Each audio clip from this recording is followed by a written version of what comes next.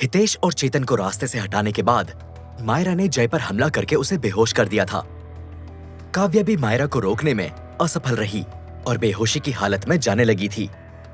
बहुत हो गई तुम भाई बहन की नौटंकी, अब वक्त है तुम दोनों के साथ में मरने का।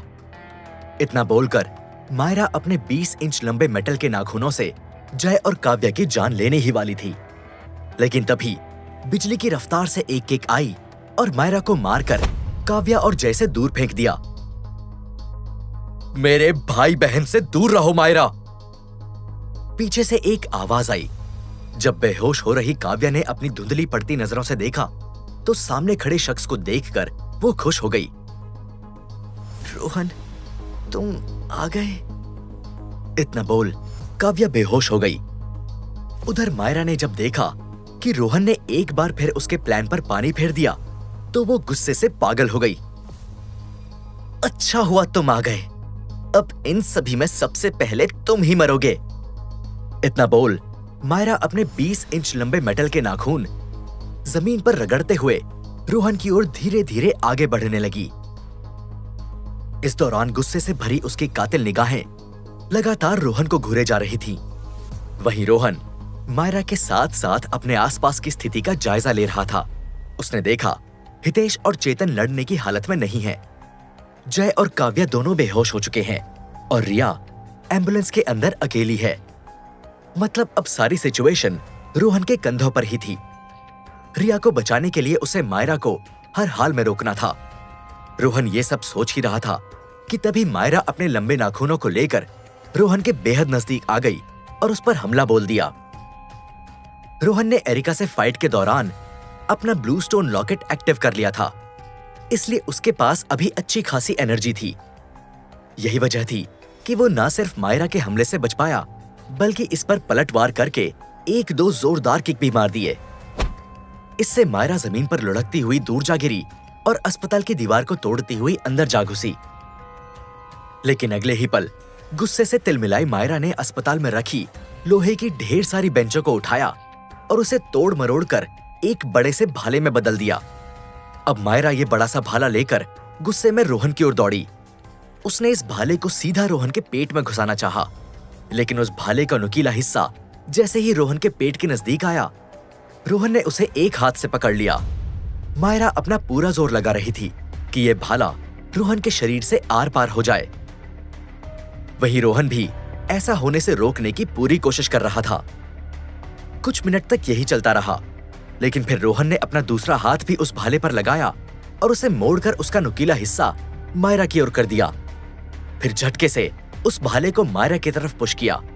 इससे वो नुकीला हिस्सा मायरा को लगने ही वाला था कि तभी मायरा ने भाला छोड़ दिया और उछलकर दूर हट गई।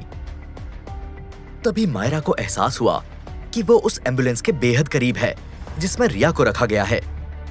वहीं रोहन उससे दूर है। ऐसे में मायरा ने फिर से अपने मेटल के नाखूनों को बाहर निकाला और रोहन पर हमला करने की बजाय रिया की ओर दौड़ी। मायरा एम्बुलेंस के गेट तक पहुंच गई थी और अंदर घुसकर रिया को खत्म करने ही वाली थी कि तभी एक उड़ता हुआ ट्रक आया और मायरा को टक्कर मारता हुआ उसे रिया से दूर कर दिया। ये रोहन था जिसने हॉस्पिटल के बाहर से गुजर रहे एक ट्रक को मायरा की ओर फेंक दिया था।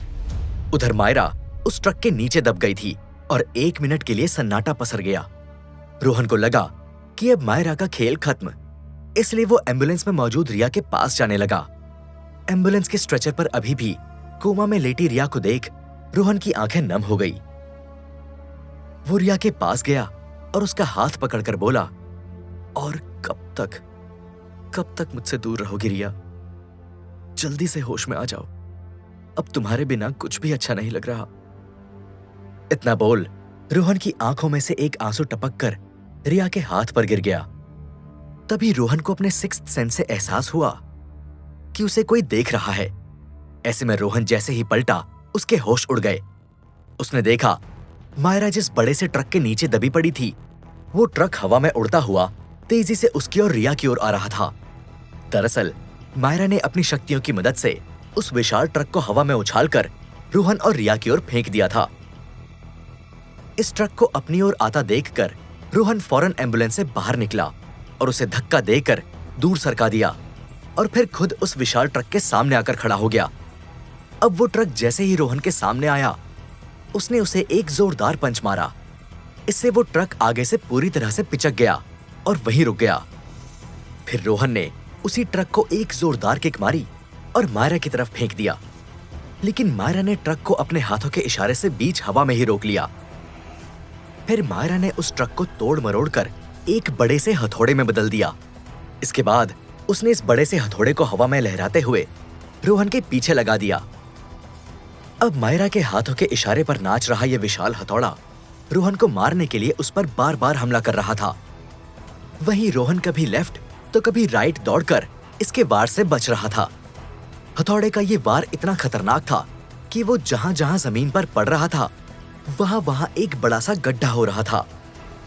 रोहन को उस हथौड़े के वार से बचता देख मायरा ने उसे बेहोश पड़े जय और काव्या की ओर मोड़ दिया और उन्हें रोहन के सामने मारना चाहा ताकि उसे और तकलीफ हो। लेकिन तभी रोहन उस हथौड़े और जय और काव्या के बीच में आकर खड़ा हो गया।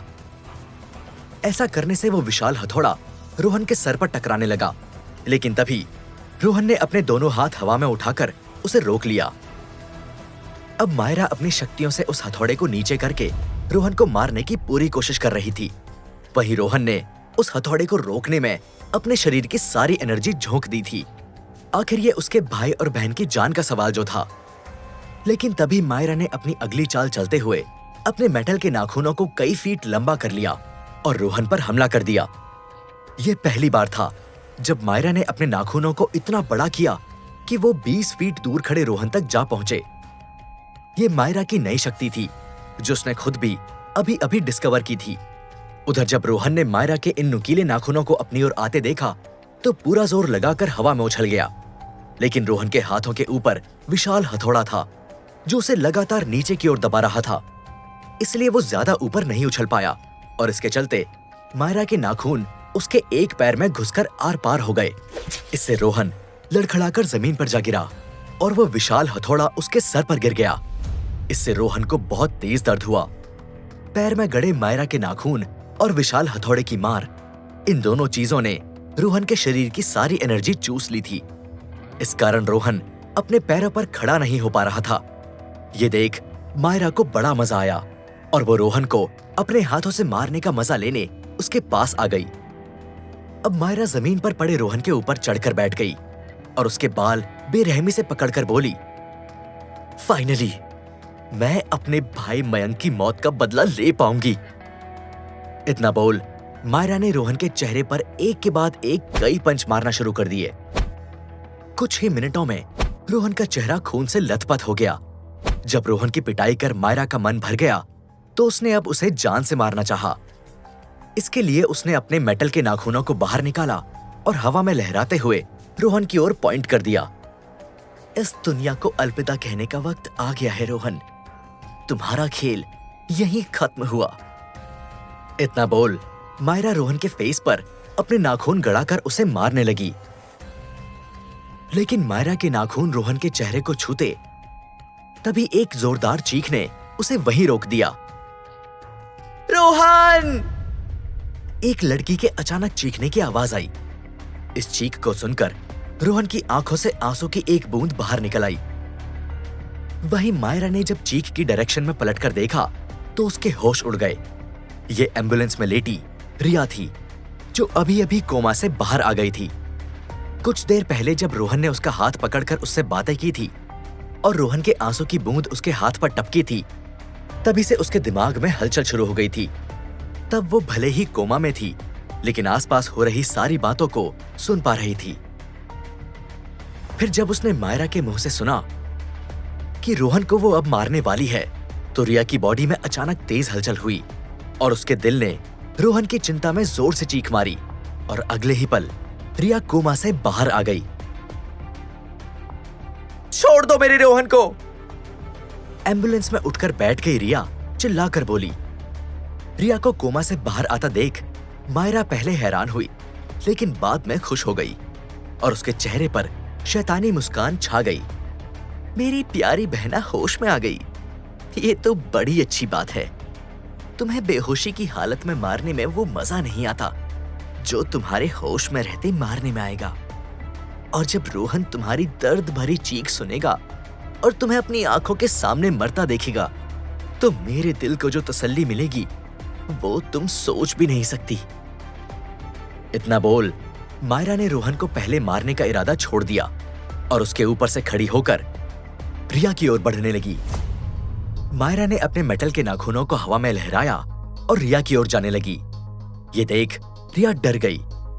वो लास्ट टाइम जब होश में थी तो उसने मायरा को नॉर्मल इंसानों वाले रूप में देखा था, लेकिन अब मायरा एक सामान्य इंसान नहीं रही थी।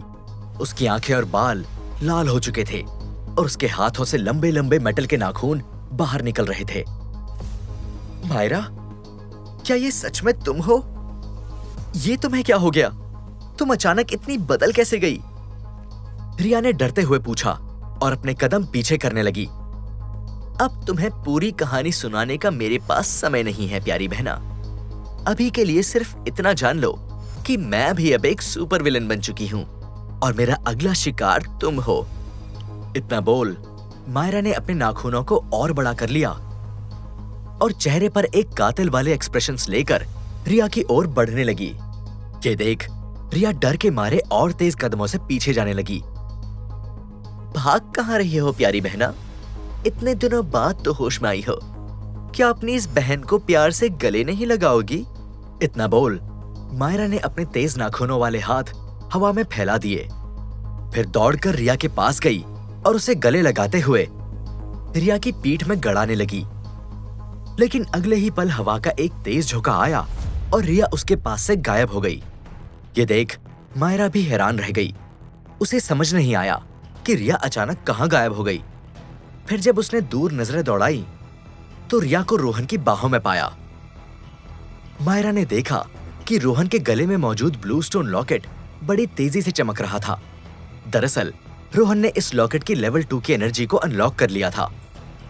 यही वजह थी कि उसने इतनी तेज रफ्तार से दौड़कर रिया को बचाया कि मायरा भी उसे नहीं देख पाई। उधर खुद को रोहन की बाहों में पाकर रिया की खुशी का ठिकाना नहीं था। मैं तुम्हें कभी कुछ नहीं होने दूंगा Riya. I will always protect you, Rohan ने रिया के माथे को चूमते हुए कहा। आई नो रोहन, तुम्हारे रहते मुझे कभी कुछ नहीं हो सकता।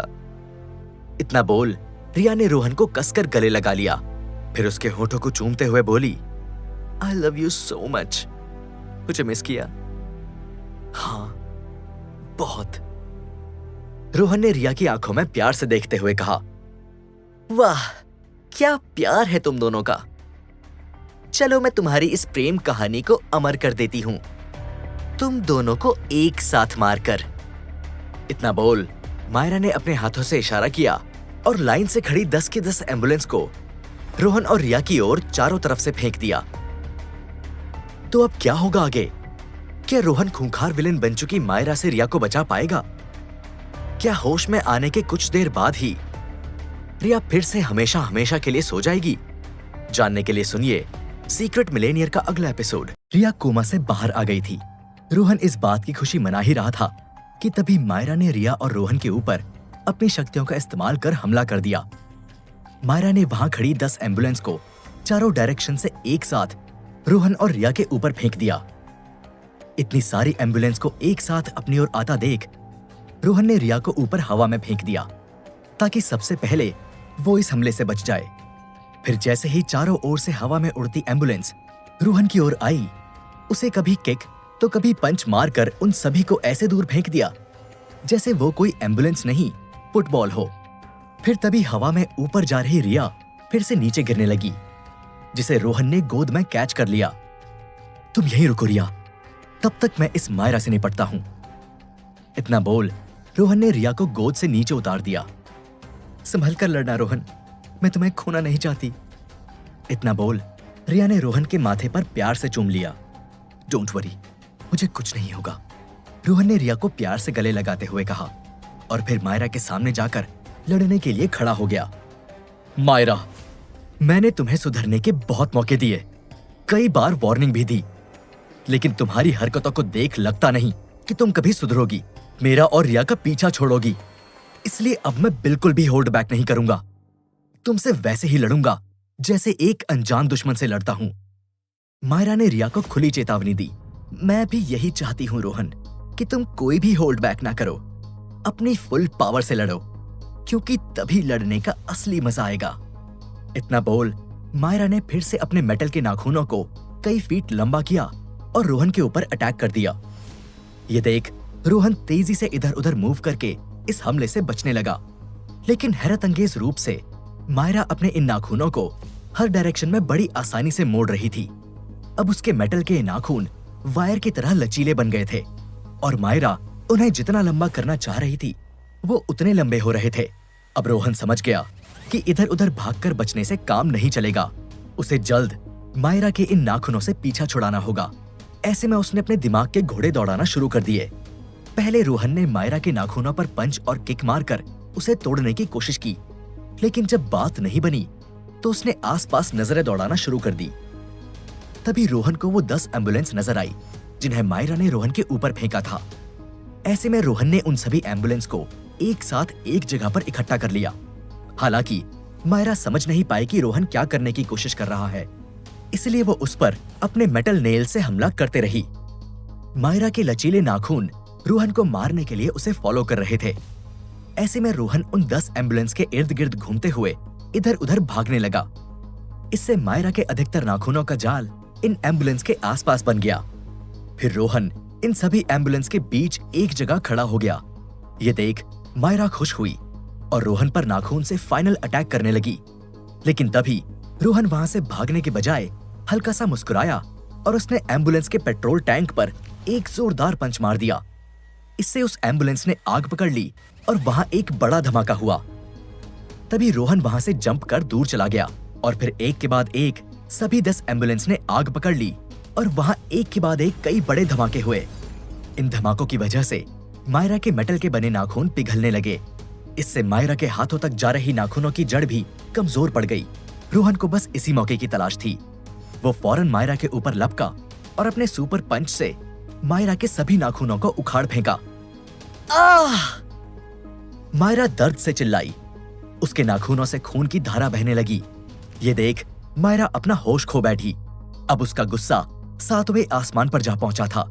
उसने जोर से एक चीख मारी, रोहन, मैं तुम्हें नहीं छोड़ूंगी! और फिर अपनी शक्तियों से आसपास मौजूद सभी मेटल की चीजों को अपनी ओर आकर्षित करने लगी। इससे बस, कार, मोटरसाइकिल, एम्बुलेंस, बिजली के खंभे और यहाँ तक कि अस्पताल में रखे मेटल के सारे सामान भी हवा में उड़कर मायरा के सामने गोल गोल घूमने लगे। फिर इन सभी मेटल की चीजों ने आपस में जुड़कर एक बड़े से मेटल के सूट का रूप ले लिया। इनसे मायरा ने एक विशाल मेटल का रोबोट बना लिया और मायरा खुद इस रोबोट के अंदर जाकर उसमें समा गई। दरअसल मायरा ने अपनी शक्तियों से करीब 50 फीट ऊंचा एक मेटल का इंसानी ढांचा तैयार कर लिया था, जिसे वो उसके अंदर बैठकर अपनी शक्तियों से कंट्रोल कर रही थी। फिर अगले ही पल विशाल रोबोट बन गई मायरा ने अपने पहले बड़े से हाथ से रोहन को पकड़ लिया तो दूसरे हाथ से रिया को पकड़ लिया। चलो देखते हैं तुम दोनों में से कौन पहले मरता है। इतना बोल मायरा अपनी विशाल हथेली में दोनों को दबाने लगी। अब रोहन तो अपनी ताकत से खुद को दबने से बचा रहा था, लेकिन रिया ऐसा नहीं कर पा रही थी। वहीं रोहन की शक्तियां इतनी भी ज्यादा पावरफुल नहीं थी कि वो मायरा की मुट्ठी से आजाद होकर रिया को बचा सके। अब मायरा की विशाल रोबोटिक मुट्ठी में कैद रिया की हालत खराब हो रही थी। उसका दम घुटने लगा था। वो बेहोश होने वाली थी। रिया, नहीं! रोहन जोर से चिल्लाया और मायरा की मुट्ठी से आजाद होने के लिए पूरा जोर लगाने लगा, लेकिन उसे ऐसा करने में काफी समय लग रहा था जो उसके पास नहीं था। तभी अचानक 2 हवा के झोंके आए और मायरा के हाथ पर आकर बैठ गए। फिर मायरा की मुट्ठी की उंगलियों को ताकत लगाकर खोलने लगे ताकि रिया की जान बच जाए। दरअसल ये 2 लोग और कोई नहीं बल्कि जय और काव्या थे, जो रोहन की चीख सुनकर होश में आ गए थे और उनके गले का ब्लू स्टोन लॉकेट चमक उठा था। काव्या और जय को रिया की मदद करता देख रोहन की जान में जान आई। अब रिया का दम नहीं घुट रहा था क्योंकि जय और काव्या मायरा के विशाल रोबोटिक उंगलियों को ताकत लगाकर खोल रहे थे। उधर जय और काव्या को वापस आता देख मायरा को बड़ा गुस्सा आया और उसने और ताकत लगाकर अपनी मुट्ठी जकड़ना शुरू कर दी। इससे जय और काव्या इस मुट्ठी को नहीं खोल पा रहे थे। उधर रोहन 50% मायरा की मुट्ठी खोलने में कामयाब हो गया था, लेकिन पूरी तरह आजाद होने के लिए वो अभी भी संघर्ष कर रहा था। अब एक बार फिर मायरा की मुट्ठी रिया को जकड़ने लगी। काव्या और जय की ताकत उसे रोकने के लिए काफी नहीं थी। उन्हें एक और शख्स की मदद चाहिए थी। तभी अचानक से हवा का एक और झोंका आया और मायरा के विशाल हाथ पर बैठकर उसकी हाथों की मुट्ठी खोलने में काव्या और जय की मदद करने लगा। उसकी ये हेल्प काम आई और रिया फिर से मायरा की मुट्ठी में दबने से बच गई। हालांकि जब मायरा की दूसरी मुट्ठी में कैद रोहन ने इस तीसरे शख्स को देखा तो उसके होश उड़ गए। ये शख्स और कोई नहीं बल्कि टायरॉन था, जो कि अपने एक रोबोटिक हैंड से मायरा की मुट्ठी खोलने में अपना पूरा जोर लगा रहा था। टायरॉन यहाँ अचानक कैसे आया और रोहन की मदद क्यों करने लगा? ये सवाल रोहन के मन में मंडरा रहे थे, लेकिन फिलहाल इन सवालों की सच्चाई जानने से ज्यादा जरूरी रिया की जान बचाना था। इसलिए रोहन ने अपनी बॉडी को और ज्यादा पुश किया और फाइनली मायरा के विशाल रोबोटिक हैंड से आजाद हो गया। वहां से निकलते ही रोहन ने काव्या, जय और टायरॉन की मदद की और फिर सभी ने मायरा की मुट्ठी खोलकर रिया को आजाद कर दिया। ये देख मायरा को बड़ा गुस्सा आया। उसने सभी पर हमला बोल दिया, लेकिन रोहन, जय, काव्या और टायरॉन एक साथ मिलकर मायरा से लड़ने लगे। रोहन और टायरॉन मायरा के रोबोटिक हैंड पर हमला कर रहे थे, जबकि काव्या और जय उसके रोबोटिक लेग पर अटैक कर रहे थे। फिर कुछ देर बाद सभी ने मिलकर मायरा के मेटल से बने इस विशाल हाथ और पैर को उसके धड़ से अलग कर दिया। इसके बाद रोहन हवा में ऊपर उछला और मायरा के विशाल रोबोटिक फेस पर एक जोरदार पंच मारा। इससे उसका ये रोबोटिक शरीर जमीन पर जा गिरा और टूटकर बिखर गया। मायरा पिछले कुछ समय में अपनी शक्तियों का काफी इस्तेमाल कर चुकी थी, इसलिए अब उसकी बॉडी में एनर्जी का एक कतरा भी नहीं बचा था। यही वजह थी कि रोहन का पंच पड़ते ही वो जमीन पर गिर पड़ी और फिर उठ नहीं पाई। अब रोहन मायरा के पास जाता, उसके पहले ही वहां एक ब्लैक कलर की कार आई और मायरा को उसमें बैठाकर फुल स्पीड से वहां से चली गई। जब मायरा ने अपनी आंखें खोली तो देखा कि डॉक्टर इकबाल उसके बगल में बैठे हैं। मैं फिर हार गई, मेरी शक्तियां बेकार गई, मायरा लड़खड़ाती जुबान के साथ बोली। फिक्र मत करो, तुम्हारे ऊपर पहला प्रयोग करने के बाद हम जल्द सुपर ह्यूमन फेज 2 स्टार्ट करने वाले हैं। फिर तुम्हारे पास इतनी शक्तियां होगी जिसकी तुम कल्पना भी नहीं कर सकती। डॉक्टर इकबाल की ये बात सुन मायरा के चेहरे पर मुस्कान छा गई और वो शक्तिशाली बनकर रोहन को हराने के सपने देखने लगी। उधर रोहन टायरॉन को अचानक अपने सामने देख अभी भी हैरान था। टायरॉन, तुम यहां क्या कर रहे हो और तुमने हमारी हेल्प क्यों की? रोहन ने आश्चर्य करते हुए पूछा। अब टायरॉन कुछ कहता तभी लंकेश वहां आ गया। इसे मैं लेकर आया हूं। मैंने तुम्हें अपने एक दोस्त के बारे में बताया था ना, जो तुम्हारे पापा डॉक्टर रोहित मेहरा को अच्छे से जानता था। वो शख्स और कोई नहीं, टायरॉन ही है। ये सुनकर रोहन को बड़ा झटका लगा। तभी टायरॉन ने रोहन के सारे डाउट्स क्लियर करते हुए कहानी सुनाना शुरू कर दी। डॉक्टर रोहित मेहरा ही वो शख्स थे जिन्होंने मुझे ये रोबोटिक हाथ और पैर दिए। मैं उन गिने चुने शुरुआती सुपर ह्यूमन में से एक था जिसे डॉक्टर मेहरा और बिग बुल साथ मिलकर बना रहे थे। लेकिन फिर बिग बुल और डॉक्टर मेहरा के बीच कुछ अनबन होने लगी। दोनों इस सीक्रेट लैब में बनाई जाने वाली शक्तियों को अपने अपने हिसाब से इस्तेमाल करना चाहते थे। एक दिन दोनों की किसी बात को लेकर खूब बहस हुई और फिर अगले दिन से डॉक्टर मेहरा अचानक कहीं गायब हो गए। उनका लैब में आना बंद हो गया और फिर बिग बुल ने उस लैब को टेक ओवर कर लिया। फिर वहां नया इंचार्ज डॉक्टर इकबाल आया, जिसके साथ मेरी कुछ खास नहीं बनती थी, इसलिए मैं उस लैब से भाग गया और बाद में लंकेश से हाथ मिला लिया। टायरॉन की ये पूरी कहानी सुनकर रोहन, काव्या और जय को अपने पापा के काम के बारे में काफी कुछ पता चल गया। क्या तुम्हें कोई आइडिया है कि डॉक्टर मेहरा आखिर अचानक कहां चले गए? रोहन ने क्यूरियस होकर पूछा। इस पर टायरॉन बोला, ये तो मैं नहीं जानता, लेकिन हाँ, जब डॉक्टर मेहरा और हम बातचीत करते थे तो वो मुझे अक्सर कहते थे कि मैं एक दिन वियतनाम जाऊंगा और वहां अकेले अपने मिशन पर काम करूंगा। तो शायद वो अभी वहां हो, लेकिन मैं सिर्फ एक अंदाजा लगा रहा हूं। टायरॉन की यह बात सुनकर रोहन को उम्मीद की एक किरण नजर आई। उसने टायरॉन को जानकारी देने के लिए शुक्रिया कहा और फिर जय और काव्य के साथ वियतनाम जाने की तैयारी करने लगा। ताकि अपने पापा डॉक्टर रोहित मेहरा को ढूंढ सके, उनसे मिलकर उन्हें गले से लगा सके और पूछ सके कि इतने दिनों कहां थे, क्या कभी अपने बेटे की याद नहीं आई।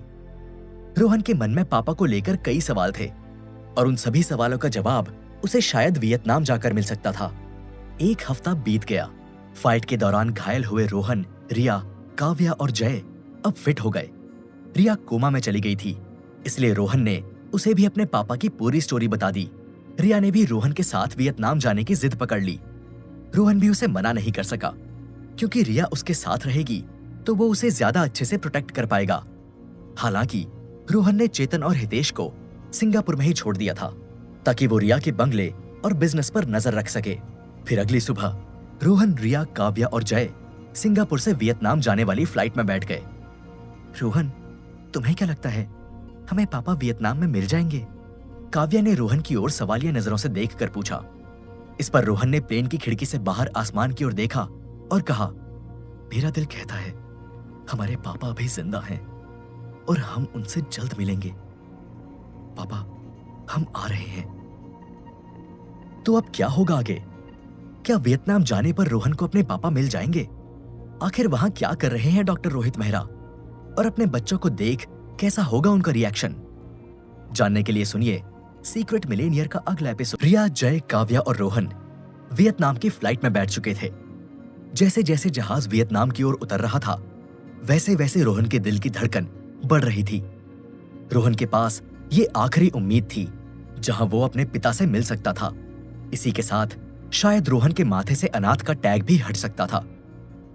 लेकिन रोहन को डर था कि कहीं लंकेश और टायरॉन की बताई खबर झूठी ना निकले। रोहन का दुश्मन बिग बुल इतना पावरफुल था कि उसके लिए झूठे नैरेटिव चलाना कोई बड़ी बात नहीं थी। कहीं ना कहीं रोहन को किसी साजिश का डाउट भी बना हुआ था, लेकिन ये अकेला आखिरी उम्मीद का दिया था जो उसके सीने में धड़क रहा था। वियतनाम उतरते ही चौंधियाई आंखों से रोहन ने चारों तरफ देखा। काव्या अपने साथ कुछ सुराग लेकर आई थी, जिनकी मदद से वो अपने पिता को ढूंढने वाले थे। हमें पहले कहीं रुकने की व्यवस्था देख लेनी चाहिए। हम कल से ही इस मिशन को अंजाम देंगे, काव्या ने कहा। बाकी सभी ने काव्या की इस बात पर हामी भर दी। पिछले कुछ दिन इन चारों के लिए बहुत थका देने वाले थे। एक के बाद एक हमलों के चलते इन सभी का शरीर एकदम टूट चुका था, इसलिए आराम करना उन्हें एक अच्छा ऑप्शन लगा, क्योंकि आगे आने वाले खतरों के लिए उन्हें तैयार रहने की जरूरत थी। क्या वो डॉक्टर अभी जिंदा है? तुम्हारी खबर पक्की तो है ना? बिग बुल ने फोन पर बात करते हुए कहा। यस बॉस, शायद रोहन उसे ढूंढने जरूर जाएगा। हमें ये मौका नहीं छोड़ना चाहिए। ये वाकई हमारे लिए बड़ा मौका है। सालों पुराने धोखे का बदला लेने का इससे बढ़िया मौका हमें शायद ही मिलेगा। अब एक तीर से दो निशाने होंगे। रोहन का लॉकेट भी हमें मिल जाएगा और वो डॉक्टर भी हमारे हाथ लग जाएगा। बिग बुल ने कहा। हमें आगे क्या करना है बॉस? दूसरे आदमी ने फोन पर पूछा। अभी के लिए बस रोहन के पीछे किसी ऐसे आदमी को लगाओ जो परछाई बनकर उसका पीछा करे, लेकिन ध्यान रखना कि उसे इस बात की कानों कान खबर ना लगे। बिग बुल ने कहा और फोन काट दिया। उधर वियतनाम में रोहन की रात बहुत ही बेसब्री से गुजरी। उसे बहुत बुरे सपने आए, जहां वो अपने पिता को अपनी ही आंखों के सामने मरता देख रहा था। रोहन बहुत घबरा कर उठा। क्या हुआ? तुम ठीक तो हो? रिया ने रोहन से पूछा। हाँ, मैंने बस एक बुरा सपना देखा, रोहन ने जवाब दिया। काव्या और जय भी कमरे में आ गए। अब बस सर्चिंग ऑपरेशन शुरू करने का वक्त आ गया था, लेकिन उन्हें यह काम बहुत ही छुपकर और अपनी आइडेंटिटी छुपाकर करने की जरूरत थी। उन्होंने सभी सबूतों को एक जगह जमाया और उन्हें समझने लगे। सबसे पहले उन्हें एक रेस्टोरेंट से अपना आगे का रास्ता मिल सकता था, तो वो सभी उस रेस्टोरेंट की तरफ बढ़ चले। अब तक बिग बुल का आदमी भी उनकी लोकेशन ट्रैक कर पाने में कामयाब हो गया था। यह आदमी वाकई किसी परछाई जैसा था। वो हर उस जगह पर अपनी प्रेजेंस छुपा सकता था जहां उजाला ना हो। शैडो से साफ तौर पर कहा गया था कि उसे रोहन की नजरों से बचकर रहना है। हालांकि शैडो शरीर से इतना कमजोर था कि वो सीधा जाकर रोहन से भिड़ भी नहीं सकता था। उस रेस्टोरेंट के फ्रंट गेट से एक तरफ रोहन एंटर हुआ तो दूसरी ओर से शैडो एक अंधेरे कोने में एंटर हो गया। एक्सक्यूज मी, हमें इस रेस्टोरेंट के ओनर से बात करनी है। रिया ने रेस्टोरेंट के अंदर जाकर पूछा। सर थोड़ी ही देर में आने वाले हैं, आप तब तक वेट कीजिए, मैनेजर ने कहा। अब रिया, रोहन, काव्या और जय के पास इंतजार के सिवा दूसरा कोई ऑप्शन नहीं बचा था। रेस्टोरेंट ओनर करीब 1 घंटे के बाद वहां पहुंच गया। सर, इन लोगों को आपसे कुछ बात करनी है, मैनेजर ने कहा। जी बताइए, मैं आपकी क्या मदद कर सकता हूं? ओनर ने कहा। क्या आप इन्हें जानते हैं? काव्या ने अपने पिता की फोटो दिखाते हुए कहा। आप लोग इन्हें क्यों ढूंढ रहे हैं? ओनर ने हिचकिचाकर पूछा। ये मेरे पिता हैं, पिछले कुछ सालों से इनका कोई अता पता नहीं है। हम बड़ी मुसीबत में हैं और अभी बस ये ही एक ऐसे शख्स हैं जो हमारे सवालों का जवाब दे सकते हैं, काव्या ने कहा। तुम इसकी बेटी हो? कमाल हो गया, रोहित हमेशा ही तुम लोगों की बातें किया करता था, ओनर ने कहा। रेस्टोरेंट ओनर से अपने पिता का नाम सुनकर चारों की सांसों में सांस आई। उन्हें कम से कम इतना तो समझ आ गया था कि यह शख्स उनके पिता को जानता था। अब यहां से उन्हें जितनी जानकारी मिल जाए उसके सहारे ही वो अपना आगे का सफर जारी रख सकते थे। रोहित एक लंबे समय तक मेरे रेस्टोरेंट में आता रहा। वैसे तो वो सिंगापुर का रहने वाला था, लेकिन अक्सर उसका वियतनाम आना होता था। ऐसे में हमारी थोड़ी बातचीत शुरू हुई और फिर हम अच्छे दोस्त बन गए, ओनर ने कहा। अब रोहन बहुत बेसब्र हो गया था। वो इस बात को जलेबी की तरह नहीं बनाना चाहता था। वो सीधा सीधा इस मुद्दे पर आना चाहता था कि उसके पिता अभी कहां हैं। हेलो अंकल, मैं चाहता हूं कि आप हमें हमारे पिता की करंट लोकेशन के बारे में बताएं, रोहन ने कहा। अच्छा, लेकिन पिछले कुछ सालों से मुझे उसकी कोई खबर नहीं है, ओनर ने जवाब दिया। ठीक है, फिर हम चलते हैं, रोहन ने कहा। रोहन 1 सेकंड का भी समय बर्बाद नहीं करना चाहता था। यदि उसके पिता की जानकारी उसे मिलने ही नहीं वाली थी तो और समय बर्बाद करके कोई फायदा नहीं था। अरे ठहरो जरा, तुम्हारे पिता मुझसे लंबे समय से नहीं मिले, लेकिन यहां से कुछ किलोमीटर दूरी पर एक शख्स रहता है जो तुम्हारे पिता के काफी क्लोज था। जब भी वो वियतनाम आते थे तो उसी के पास रुकते थे। मैं 100% श्योर हूं कि उसे तुम्हारे पिता के बारे में जरूर पता होगा, ओनर ने कहा। ओनर की यह बात सुनते ही रोहन की आंखों में चमक आ गई। आखिरकार उसे एक ऐसा शख्स मिल ही गया था जिसके जरिए उसे अपने पिता तक पहुंचने का जरिया मिल सकता था। बताइए, वो कहां रहते हैं? उनका नाम क्या है? रोहन ने पूछा। यहां से तुम टैक्सी पकड़कर टाइटन सोसाइटी जाओ। वहां की विंग के 4थे फ्लोर पर 405 नंबर का घर उसी का है। उसका नाम यशपाल है, ओनर ने कहा। यशपाल, ठीक है, थैंक यू अंकल, आपसे मिलकर अच्छा लगा। यदि हमें पापा मिल गए तो हम आपसे मिलने दोबारा जरूर आएंगे, रोहन ने कहा और वो सभी रेस्टोरेंट से बाहर आ गए। हेलो लाइट, शायद हमें डॉक्टर तक पहुंचने का रास्ता मिल गया, लेकिन इसके पहले हमें इन लोगों को खत्म करना होगा। तुम जल्दी से यहां आओ, इनको यहीं खत्म कर देना बेहतर होगा, शैडो ने अपने साथी को फोन करके कहा। शैडो और लाइट साथ में काम करते थे। लाइट रोशनी को सोख कर ब्लास्ट कर सकता था। बिग बुल ने इन लोगों से रोहन का पीछा करने को कहा था, लेकिन जानकारी मिलने के बाद वो रोहन को खत्म भी कर सकते थे। अब उनके पास रोहित मेहरा के पास पहुंचने का रास्ता था, तो ऐसे में रोहन को रास्ते से हटाना सबसे जरूरी था। जब रोहन, रिया, काव्या और जय रेस्टोरेंट से बाहर निकले तो वो एक जगह छांव में खड़े हो गए और टैक्सी का इंतजार करने लगे। ये जगह हाईवे के किनारे पर थी और अब उन्हें शहर की तरफ जाना था। ऐसे में आसानी से टैक्सी मिल पाना मुश्किल था।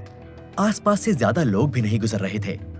वो सभी एक पेड़ की छांव में खड़े होकर टैक्सी का इंतजार करने लगे। तभी उन्हें महसूस हुआ कि परछाई में उनके पैर जकड़ गए हैं। वो अपनी जगह से हिल नहीं पा रहे थे।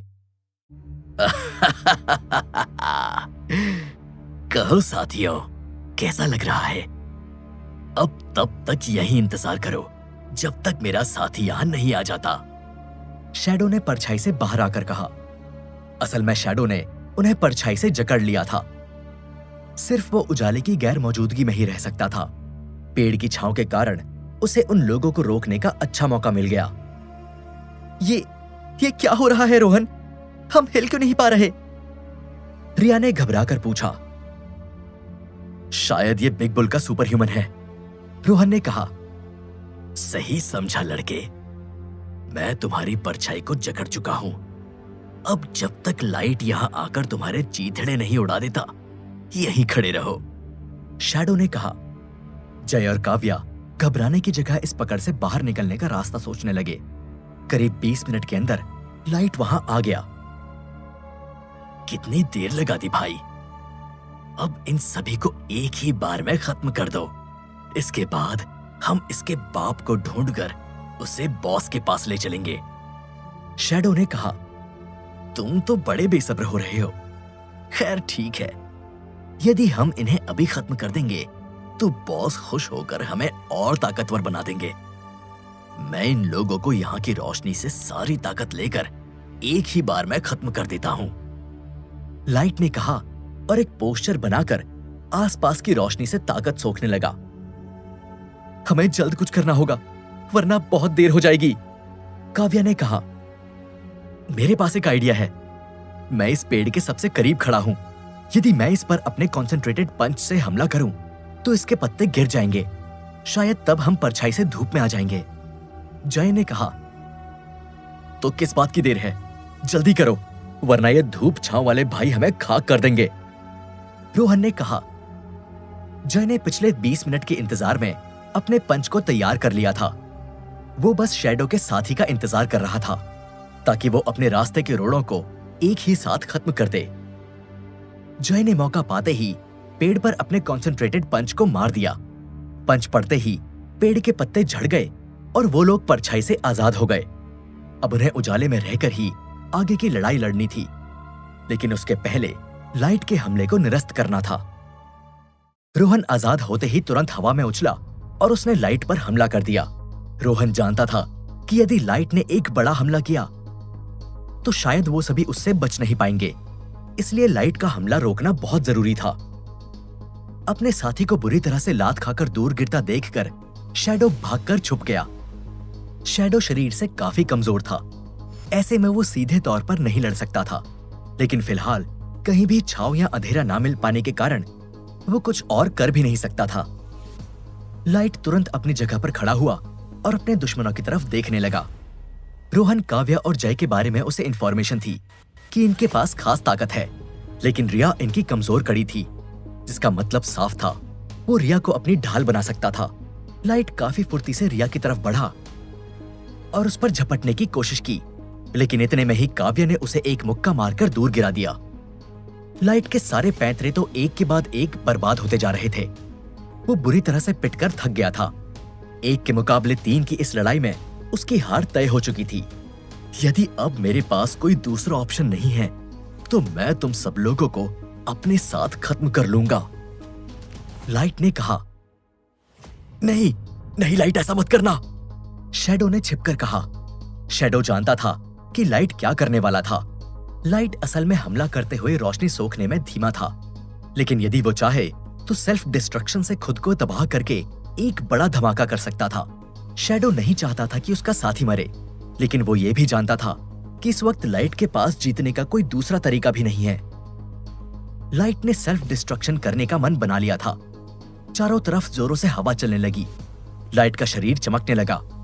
रोहन और उसके साथियों को अंदेशा हो चुका था कि कुछ बहुत बड़ी गड़बड़ होने वाली है। जय, हमारे पास शायद दूसरा मौका ना हो। क्या तुम एक बार और अपने पंच का इस्तेमाल कर सकते हो? काव्या ने पूछा। हाँ, मैं तैयार भी हूं, जय ने कहा। जय जानता था कि उसका पंच बहुत कारगर साबित हो सकता है, इसलिए वो इस लड़ाई के दौरान अपनी तैयारी करके रखा था। जय के इतना कहते ही काव्या ने जय को पकड़कर लाइट की तरफ उछाल दिया। लाइट के फटने में अब कुछ ज्यादा समय नहीं बचा था, लेकिन इसके पहले कि वो कुछ कर पाता, जय उसके पास पहुंच चुका था। जय ने अपने पंच से लाइट के मंसूबे ढेर कर दिए।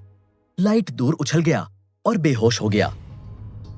शैडो की प्रेजेंस का रोहन और उसके साथियों को कोई अंदाजा नहीं लग पा रहा था, लेकिन फिलहाल शैडो से लड़ना उनके एजेंडा में शामिल भी नहीं था। इतने में ही वहां टैक्सी आ गई और वो चारों वहां से निकल गए। लाइट, मेरे भाई, तुम चिंता मत करो, मैं तुम्हारी इस हालत का बदला जरूर लूंगा। अभी के लिए तुम यहां आराम करो, क्योंकि मुझे उन लोगों का पीछा करना है। शैडो ने लाइट को एक किनारे पर लेटाते हुए कहा और रोहन की टैक्सी के पीछे चला गया। रोहन और बाकी लोग करीब आधे घंटे में टाइटन सोसाइटी पहुंच गए। यशपाल के पास पहुंचकर उन्होंने सारी बात बताई। इतने में ही यशपाल का फोन बजा तो वो दूसरे कमरे में चला गया। हेलो सर, आपने जैसा कहा था वैसा ही हुआ। वो लोग डॉक्टर रोहित मेहरा को ढूंढते हुए मेरे पास तक पहुंच गए हैं। मैं इनके हौसले की दाद देता हूं, लेकिन इन्हें पता नहीं कि ये रास्ता कैसा होने वाला है। यशपाल ने फोन पर बात करते हुए कहा।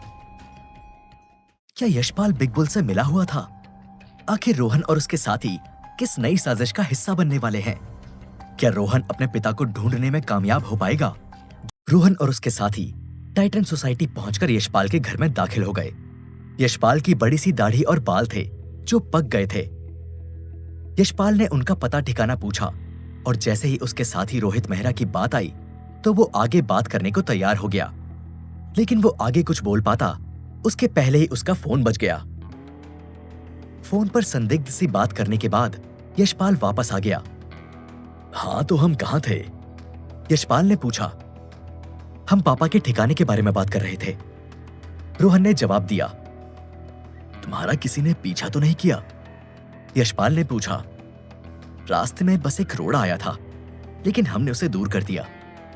अभी के लिए ऐसा कह सकते हैं कि यह जानकारी इस कमरे से बाहर नहीं जाएगी, रोहन ने जवाब दिया। बहुत बढ़िया, तुम बिल्कुल अपने पापा की तरह हो।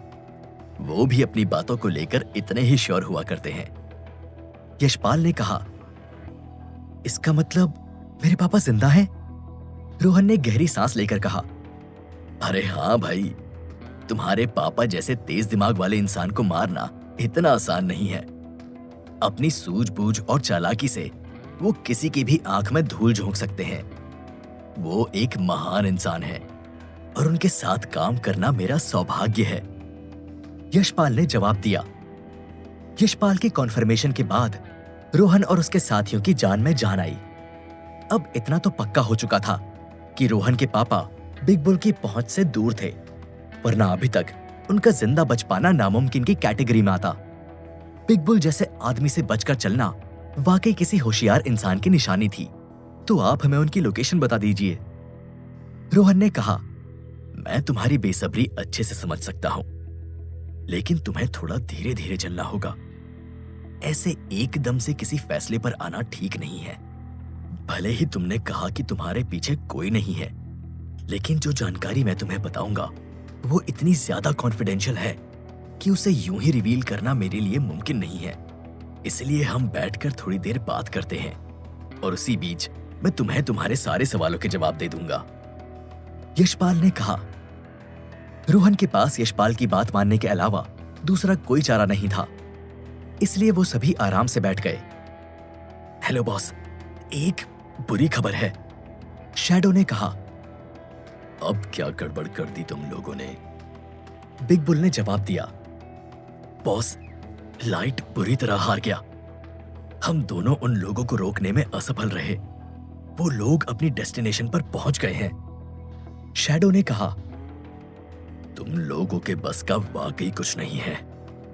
अभी तुम कहां हो? बिग बुल ने पूछा। मैंने लाइट को वहीं छोड़ दिया है और मैं उन लोगों का पीछा करते हुए उस आदमी के घर तक आ गया हूं,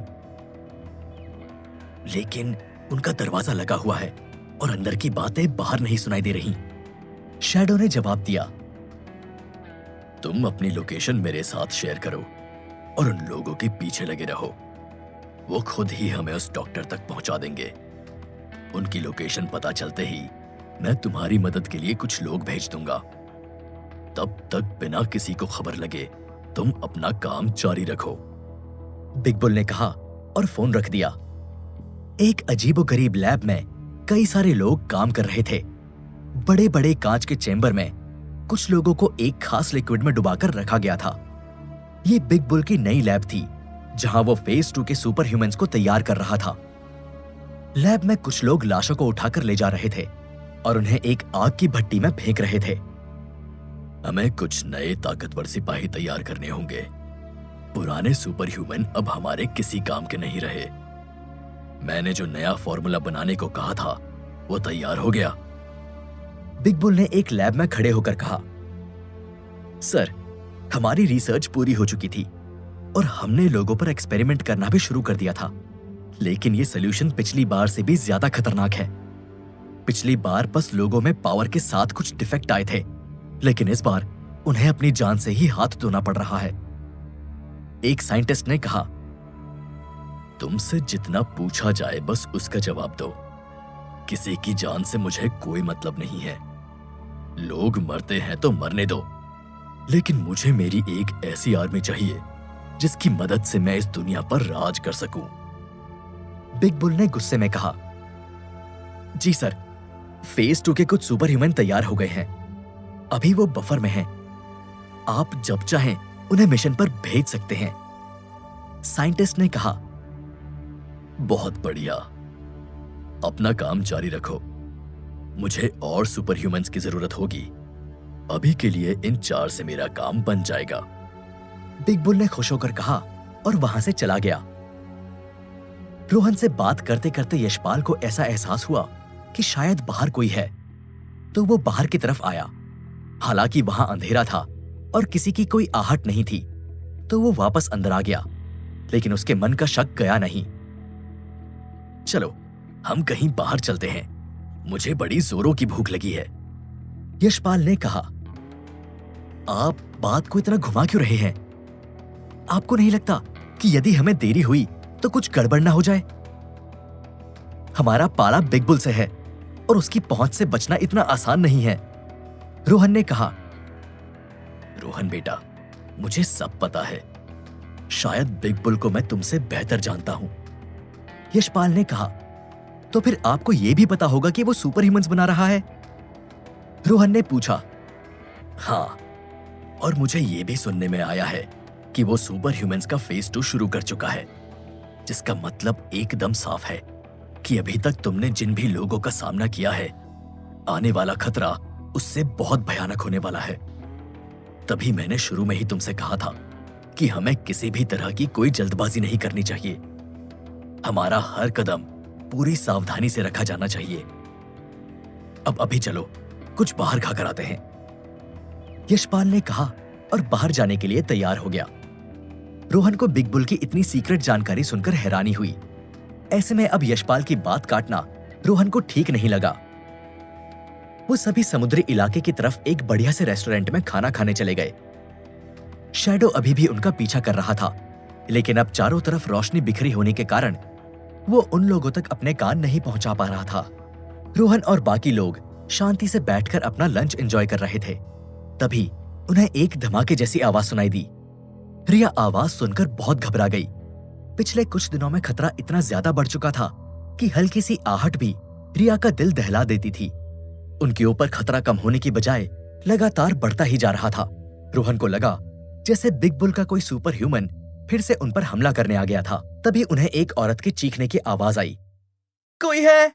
मेरे बच्चे को बचाओ, बचाओ! एक औरत अपने घर के बाहर खड़ी होकर चिल्ला रही थी। आसपास ज्यादा घर न होने के कारण ज्यादा लोग उसकी मदद के लिए नहीं दिखाई दे रहे थे। लोग बाल्टियों से पानी फेंक रहे थे, लेकिन आग बुझने का नाम ही नहीं ले रही थी। रोहन ने बाहर जाकर देखा तो तुरंत उस घर की तरफ दौड़ा। क्या हुआ यहाँ पर? मैं अपने पति को नाव तक छोड़ने गई थी। वो मछलियां पकड़कर उन्हें बेचते हैं। हमारे बच्चे को मैं घर पर ही छोड़कर गई थी। जब मैं लौटकर आई तो घर में आग लगी हुई थी। आप मेरे बच्चे को बचा लो, उस औरत ने कहा। रोहन ने जैसे ही उस औरत की बात सुनी तो उसे बहुत दुख हुआ। उसने आओ देखा ना ताओ और उस घर की तरफ भागा। रिया ये देखकर हैरान रह गई, क्योंकि रोहन आग से डरे बिना घर के अंदर घुस गया था। घर के अंदर आग धीरे धीरे भयानक होती जा रही थी। उसकी आंच इतनी ज्यादा हो गई थी कि बाल्टियों से पानी डालने वाले लोग घर के आसपास भटक भी नहीं पा रहे थे। ये देखकर रिया का दिल तेजी से धड़कने लगा। भले ही रोहन के पास खास शक्तियां थी, लेकिन जिस हिसाब से आग लगातार भड़कती जा रही थी, उससे बचना आम बात नहीं थी। वैसे भी रोहन बिना किसी खास प्रोटेक्शन के सीधा आग में घुस गया था। एक एक सेकंड मानो घंटों के बराबर हो गया था। उस बच्चे की मां लगातार रो रही थी। फायर ब्रिगेड भी अब तक नहीं आ पाई थी। बच्चे की मां का रो रो के बुरा हाल हो गया था। आग थमने का नाम ही नहीं ले रही थी। अंदर से कोई और आहट का नामो निशान नहीं था। रिया उस औरत को हौसला देने के लिए उसके पास जाकर खड़ी हो गई। करीब 1 ही मिनट के बाद रोहन बच्चे को लेकर बाहर आ गया। रोहन को सही सलामत देखकर रिया की जान में जान आई। इतने में फायर ब्रिगेड और उस औरत का पति भी वहां आ गया। उस औरत के पति ने किसी को फोन लगाकर आग की खबर दे दी थी। घर की आग समय रहते बुझ गई। कोई खास नुकसान के बिना घर भी सेफली बच गया और उनका बच्चा भी सही सलामत था। थैंक यू सन। मेरा नाम मुकुल है। मैं इसी समुद्र में नाव चलाता हूँ। आपने मेरे बेटे की जान बचाई है। ना जाने मैं इस एहसान का बदला कैसे चुकाऊंगा। मैं इसके बदले आपकी कोई भी मदद कर पाऊं तो मैं खुद को बहुत नसीब वाला समझूंगा। उस आदमी ने कहा, ऐसी कोई बात नहीं है। मैंने तो बस इंसानियत का फर्ज निभाया। मेरी जगह कोई भी होता तो शायद यही करता। इसमें एहसान जैसी कोई बात नहीं है। रोहन ने जवाब दिया, मुकुल भाई, मैंने आपकी बात सुनी। शायद आप जल्द ही रोहन की मदद कर पाएंगे। आपने बताया कि आपके पास एक नाव है। आने वाले समय में हम आपको अपनी मदद करने का मौका जरूर देंगे। यशपाल ने वहां आकर कहा।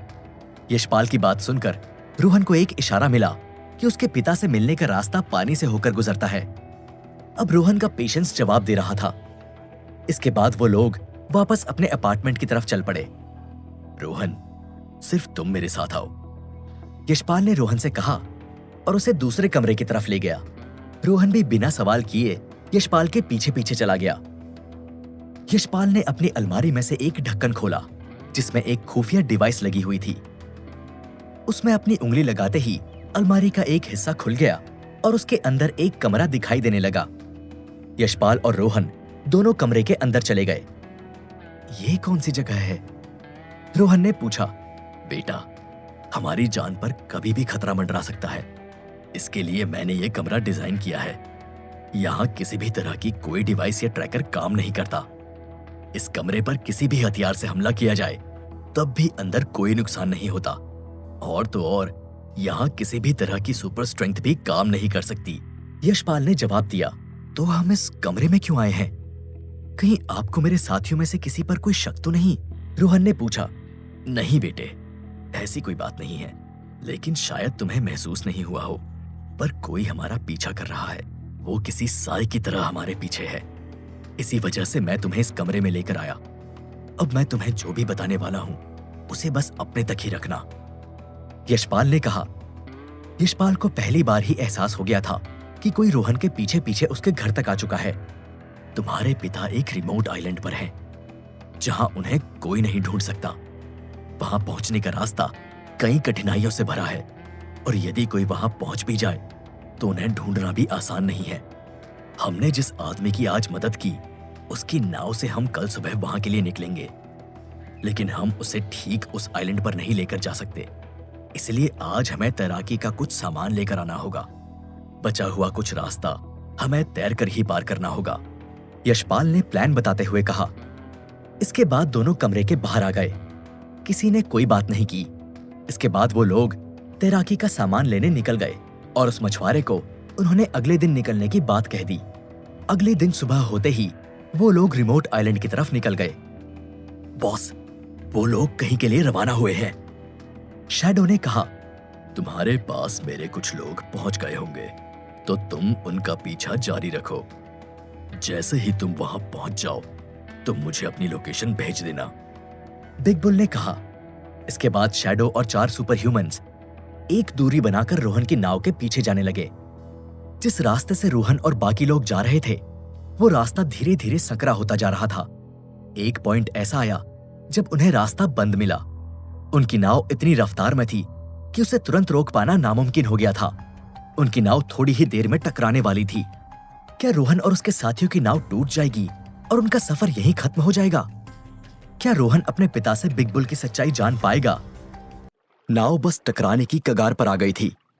इतने में ही रोहन नाव से बाजू वाली चट्टान पर कूदा और जय दूसरी तरफ, और दोनों ने नाव को रोक दिया। मुकुल, तुम यहां से लौट जाओ, आगे का रास्ता हम खुद तय करेंगे, यशपाल ने कहा। लेकिन यहां तो रास्ता बंद है, फिर आगे कैसे? मुकुल ने चिंता जताते हुए कहा। उसकी चिंता तुम मत करो, हमारे पास एक प्लान है। हमें यहीं चट्टान पर उतार दो, बस हमारी एक आखिरी मदद और कर देना। जब हम तुमसे कहें तो हमें दोबारा इसी जगह पर लेने आ जाना, और इस बारे में किसी से कोई भी चर्चा मत करना, वरना यह हमारे लिए बहुत ही बड़ा खतरा साबित हो सकता है, यशपाल ने कहा। मुकुल ने हामी भरी और अपनी नाव की दिशा बदल दी। यशपाल, रोहन और बाकी साथी चट्टान के किनारे उतर गए। आपने मुकुल को तो भेज दिया, लेकिन आगे का रास्ता बंद है, फिर हम कैसे जाएंगे? रोहन ने पूछा। यह बस एक होलोग्राम है, हमने नीचे एक डिवाइस लगा रखी है, लेकिन आगे का रास्ता बहुत ज्यादा सकरा है, तो हमें अपने डाइविंग सूट पहनकर नीचे उतरना होगा, यशपाल ने कहा और अपना सूट पहनना शुरू कर दिया। थोड़ी ही देर में वो सभी अपने अपने डाइविंग सूट पहनकर तैयार खड़े थे। रोहन के सिवा इस प्लान के बारे में कोई नहीं जानता था, इसलिए सभी बस हैरानी से यशपाल के ऑर्डर फॉलो कर रहे थे। कुछ समय तक मुकुल के और दूर निकल जाने और किसी की प्रेजेंस का एहसास ना मिलने के बाद यशपाल और बाकी साथी पानी के अंदर कूद गए। हालांकि वो सभी इस बात से अनजान थे कि शैडो अपने बाकी चारों साथियों के साथ उन पर पैनी नजर रखे था और वो उनका पीछा करने को तैयार था। उनमें से एक सुपर ह्यूमन ईगल आई का इस्तेमाल कर सकता था, जिसकी मदद से काफी दूरी तक और तो और पानी में भी कुछ गहराई तक देखा जा सकता था। शैडो अपने साथी की इस ताकत का इस्तेमाल करने में कोई चूक नहीं कर रहा था। फेज 2 के सभी सुपर ह्यूमन एक से ज्यादा तरह की खास सुपर पावर से लैस थे। वो सभी बिग बुल की बनाई अब तक की सबसे बेस्ट क्रिएशन थे। ऐसे में उनकी पावर्स का सही इस्तेमाल इस बार उन्हें जीत दिला सकता था। यहां साफ तौर से एक तीर से 2 निशाने लगने वाले थे। एक तो वो रोहन को लॉकेट छीन सकते थे, और दूसरा वो लोग रोहित मेहरा को भी अगवा करके बिग बुल को सौंप सकते थे। समुद्र की गहराई में गोता लगाने के बाद यशपाल और बाकी लोग लगातार अंदर ही जाते रहे। किसी को कुछ समझ ही नहीं आ रहा था। सब कुछ यशपाल के इशारों पर हो रहा था। उसके बाद यशपाल ने ऊपर की तरफ बढ़ने का इशारा किया। वो सभी बड़ी बड़ी 2 सकरी चट्टानों को पार कर गए थे। पानी से बाहर आते ही सीन एकदम ही बदल गया। उनकी आंखों के सामने एक सुंदर सा और छोटा सा आइलैंड था। चारों तरफ हरियाली और सुकून फैला था। जैसे ही वो लोग पानी से बाहर आए तो सभी ने अपने अपने डाइविंग सूट निकाल दिए। यशपाल ने सभी से डाइविंग सूट लेकर एक गड्ढे में उन्हें गाड़ दिया, ताकि वो सुरक्षित बने रहे और लौटने के दौरान उनके काम आ सके। सूट पानी में भीगने के बाद काफी हैवी हो गए थे। ऐसे में उन्हें साथ लेकर घूमना बड़ी दिक्कत पैदा कर सकता था, तो उन्हें गड्ढे में गाड़ने का आइडिया वाकई तारीफ के लायक था। उसके बाद यशपाल ने उन्हें आगे चलने को कहा। तुम लोग इस रास्ते से आगे बढ़ो और सीधे बढ़ते जाओ। आगे जाकर तुम्हें तुम्हारी मंजिल अपने आप दिखाई देने लगेगी, यशपाल ने कहा। आप हमारे साथ नहीं आ रहे? रोहन ने पूछा। दरअसल बात कुछ यूं है कि इस आइलैंड पर मेरी कुछ जिम्मेदारियां हैं जिनसे मैं पीछे नहीं हट सकता, तो आगे का रास्ता फिलहाल तुम सभी को मेरे बिना ही तय करना पड़ेगा। हालांकि ये जगह पूरी तरह से सुरक्षित है, तो शायद ही तुम्हें कोई समस्या आए, यशपाल ने कहा। यदि ऐसा है तो फिर ठीक है, लेकिन आप हमसे मिलने दोबारा तो आएंगे कि हमें वापस भी अकेले ही लौटना होगा? रोहन ने पूछा। अरे अरे हाँ, मैं तुम्हें उसी लोकेशन पर मिलूंगा जहां का पता मैंने तुम्हें बताया है। बस अभी के लिए हमारे रास्ते अलग हो रहे हैं, हमारी मंजिल अभी भी एक ही है, यशपाल ने हंसकर कहा। ठीक है, फिर जल्द ही दोबारा मिलते हैं, रोहन ने कहा और आगे की तरफ बढ़ने लगा। रोहन अपने सभी साथियों के साथ आखिरकार उस जगह पर पहुंच गया था जहां उसके और उसके पिता के बीच अब बस कुछ कदम का फासला ही बाकी रह गया था। लेकिन अभी यह फासला तय करना बाकी था। रोहन के मन में एक अलग ही लहर चल रही थी। हालांकि उसे यह नहीं मालूम था कि अभी रास्ता और कितना लंबा था। आइलैंड भले ही बहुत बड़ा नहीं था, लेकिन फिर भी खतरनाक जंगली जानवरों का होना कोई नई बात नहीं थी। ऐसे में उसके पिता से मिलने का इंतजार और बढ़ सकता था। खैर, फिलहाल तो रोहन को यही बेहतर लगा कि आगे बढ़ते जाया जाए। रोहन और उसके साथी जंगल की ओर बढ़ने लगे। रोहन, इस जंगल में हमें कोई खतरा तो नहीं होगा? रिया ने पूछा। मैं खुद वही सोच रहा हूं, रोहन ने धीमे से बुदबुदाकर कहा। क्या? मुझे कुछ सुनाई नहीं दिया। रिया ने कहा। नहीं, मतलब मुझे नहीं पता, मैं भी इस जगह पर पहली बार आया हूं। हालांकि जंगल है तो जानवर हो सकते हैं, रोहन ने कहा। जय ने जानवर की आवाज निकाली। रिया ये सुनते ही कांप उठी। जय, क्या कर रहे हो? उसे वैसे ही डर लग रहा है, हद होती है मजाक की, काव्या ने जय को फटकार लगाते हुए कहा। अरे मैं तो बस थोड़ा मूड लाइट कर रहा था। इतने दिनों से बस भाग दौड़ हो रही है, याद भी नहीं है कि आखिरी बार खुलकर कब हंसे थे।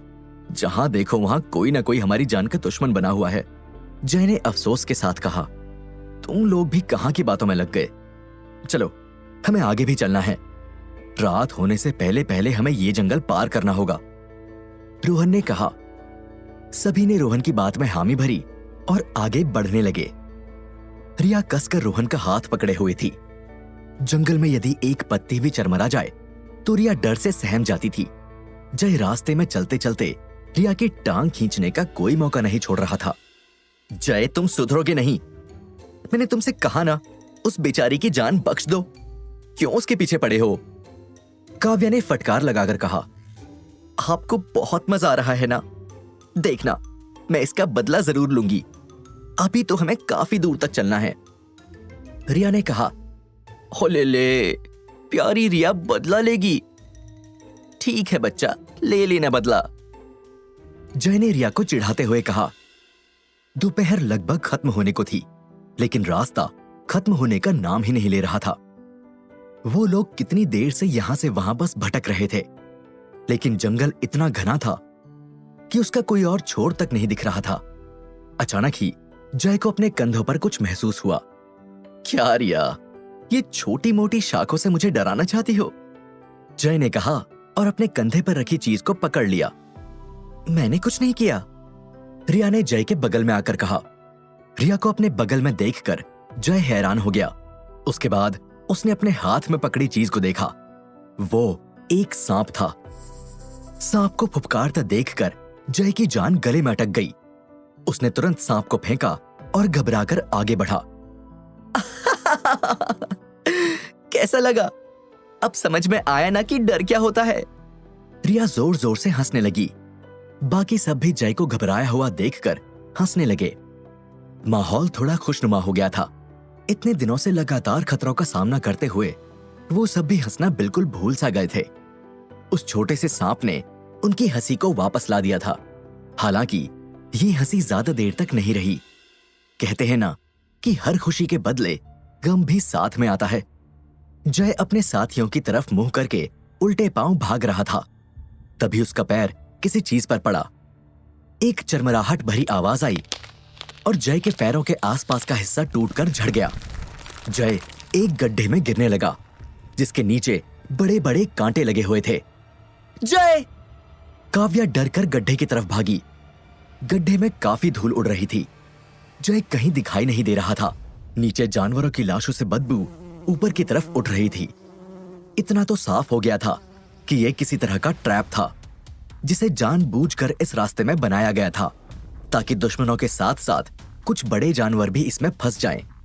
उस ट्रैप को बार बार बनाया गया था, वरना इतने सारे जानवर उसमें सड़ांध मारते हुए नहीं पाए जाते। जय! जय भाई! रोहन भी चीखते हुए गड्ढे की तरफ बढ़ा। जय जिंदा था या नहीं, इस बात का जवाब थोड़ी ही देर में सबके सामने आने वाला था। धूल धीरे धीरे छटना शुरू हो गई थी। अरे बाप रे! नीचे का नजारा देखकर रिया की तो लगभग जान ही अटक गई। नीचे कई सारे जानवरों की लाशें और कंकाल भरे पड़े थे। बड़े बड़े कांटों पर गिरकर उनकी जान जा चुकी थी, लेकिन जय वहां दिखाई भी नहीं दे रहा था। जय! जय, तुम कहां हो? काव्या ने चिंता जताते हुए कहा। गड्ढा इतना गहरा था कि काव्या की आवाज इको हो रही थी। मैं यहां हूं! जय की आवाज सुनाई दी। काव्या ने आवाज की दिशा में देखा। जय एक पत्थर के सहारे लटक रहा था। तुम ठीक तो हो? मैंने तुमसे कितनी बार कहा है कि हर काम लापरवाही से मत किया करो। हंसी मजाक के चक्कर में देखो तुमने क्या मुसीबत खड़ी कर ली। काव्या ने डांटते हुए कहा। अरे मेरी माँ, पहले मुझे यहां से निकालो, फिर डांटती रहना। मुझे इस पत्थर पर ज्यादा भरोसा नहीं है कि ये कितनी देर तक मेरा वजन सहन कर पाएगा, जय ने कहा। रोहन ने तुरंत आसपास देखा। उसे रस्सी के जैसी किसी चीज की जरूरत थी। रोहन ने अपना दिमाग लगाया और एक पेड़ से ढेर सारी बेलें तोड़ लाया। उसने बेलों को लपेटकर एक लंबी और मजबूत सी रस्सी बना ली और गड्ढे में फेंक दी। जय की पकड़ लगभग खत्म होने की कगार पर थी। इतने में ही वो पत्थर टूट भी गया, लेकिन उसके पहले ही जय ने रोहन की फेंकी हुई रस्सी को पकड़ लिया। हालांकि जय ने इतनी जोर से रस्सी पकड़ी थी कि रोहन भी गड्ढे की तरफ बढ़ने लगा और लगभग गिरने ही वाला था कि काव्या ने उसके पैर पकड़ लिए। अब रोहन हवा में लटका था, जय गड्ढे में और काव्या रोहन को पकड़े थी। रिया ने भी काव्या को पकड़ लिया और वो दोनों उन दोनों को खींचने लगी। थोड़ी मशक्कत के बाद रोहन बाहर आया और फिर उसने और उन दोनों ने जय को भी गड्ढे से बाहर कर लिया। आज तो तुम मरते मरते बचे। अपनी हरकतें सुधार लो, वरना किसी दिन तुम्हें कोई नहीं बचा पाएगा। काव्या ने फिर से अपने डांटने का प्रोग्राम शुरू कर दिया। भले ही उन सभी के सर से एक खतरा टला था, लेकिन माहौल काफी हद तक बेहतर हो चुका था। लेकिन अब शाम होने लगी थी और जंगल का रास्ता अभी तक खत्म नहीं हुआ था। ये यशपाल अंकल भी हमारे साथ जाने क्यों नहीं आए? ऐसे जंगल में भटकने से क्या हासिल होने वाला है? हमें तो ये भी नहीं पता कि अभी और कितना रास्ता बाकी है। ऐसे चलते रहने से आखिर क्या हासिल होगा? रोहन ने कहा। शाम भी होने वाली है और मुझे ये जंगल अब ठीक नहीं लग रहा। क्या तुम में से किसी और ने ये सोचा कि इतना बड़ा गड्ढा आखिर किसी ने क्यों बनाया होगा? प्रिया ने पूछा। क्यों बनाया होगा ये जानना तो इतना जरूरी नहीं है, लेकिन इसका मतलब बिल्कुल साफ है कि खतरे से बचने के लिए ही ये ट्रैप बनाया गया था, ताकि किसी भी तरह का दुश्मन अपने टारगेट तक पहुंचने से पहले ही तबाह हो जाए। लेकिन किसने बनाया था, इस सवाल का जवाब जानना बहुत जरूरी है। रोहन ने कहा। मुझे इतना समझ में आया है कि जिसने भी ये गड्ढा बनाया है वो शायद ज्यादा दूर नहीं होगा, क्योंकि एक बार गड्ढा टूट जाने के बाद दोबारा ट्रैप बनाने के लिए उस व्यक्ति को बार बार यहाँ आना पड़ता होगा। और दूसरी बात, हमें आगे संभल कर चलना होगा, क्योंकि यदि एक ट्रैप था तो ऐसे कई और भी ट्रैप हो सकते हैं। काव्या ने कहा। वो सभी आपस में बातें कर ही रहे थे कि तभी उन्हें झाड़ियों में हलचल सुनाई दी। वो सभी लगभग जंगल के बीच में आ चुके थे और आमतौर पर जंगल के गहरे इलाके में बड़े जानवर ही रहा करते हैं। रोहन ने कहा और झाड़ियों की तरफ इशारा किया। सभी की निगाहें झाड़ियों पर टिक गई। अब वो किसी भी तरह की हलचल नहीं कर सकते थे, वरना शिकारी को उसका शिकार मिल सकता था। हालांकि अगले ही कुछ पलों में रहस्य से पर्दा उठ गया। दो बड़े बड़े शेर झाड़ियों से निकले और उनकी तरफ झपट पड़े। क्या रोहन और उसके साथी बिना घायल हुए उन शेरों से बच पाएंगे? क्या यशपाल ने जानबूझकर उन्हें इस जंगल में अकेले भेजा था? क्या वाकई यशपाल रोहन के पिता का साथी था या बिग बुल के साथ काम कर रहा था? जानने के लिए सुनिए सीक्रेट मिलेनियर का अगला एपिसोड, सिर्फ पॉकेट